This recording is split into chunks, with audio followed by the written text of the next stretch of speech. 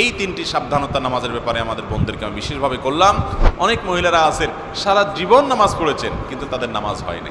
যে অনেক বোনরা আছেন রাত বিরাত পর্যন্ত, এটা শুধু এই অঞ্চলে নয়, সারা দেশে এই রোগ, যে রাত গভীর রাত পর্যন্ত মোবাইলে টিপাটিপি, টেলিভিশন দেখা দেখি, এগুলো করতে করতে আমাদের রাতের বড় অংশ কেটে যায়। ফজরের নামাজ পড়া হয় না, সন্তানদের পড়তে দেই না, নিজেরা পড়তে পারি না। অনেকে 7টা 8টা বাজে 9টা বাজে ঘুম থেকে উঠেন। ও আমার বোনেরা আমার, আল্লাহ রাব্বুল আলামিনের কাছে এই নামাজগুলোর জন্য হিসাবদিহি করতে হবে। দুনিয়া চিরকাল থাকার জায়গা না বোনেরা আমার। এই সম্পদ, এই টাকা পয়সা, এগুলা কোলে নিয়ে, এগুলোকে আগলে নিয়ে, এগুলোকে বুকে জড়িয়ে নিয়ে আপনি সারা জীবন থাকতে পারবেন না। বিশ্বাস করুন, আল্লাহ রাব্বুল আলামিনের কাছে আমাদের সবাইকে যেতে হবে। ইন্না লিল্লাহ, নিশ্চয় আমরা সবাই আল্লাহর সৃষ্টি, ওয়া ইন্না ইলাইহি রাজিউন, আর আমাদের সবাইকে আল্লাহর কাছেই ফিরে যেতে হবে।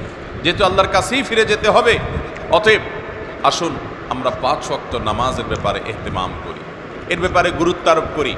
আমরা 5 ওয়াক্ত নামাজকে যথাযথভাবে পড়ার চেষ্টা করি।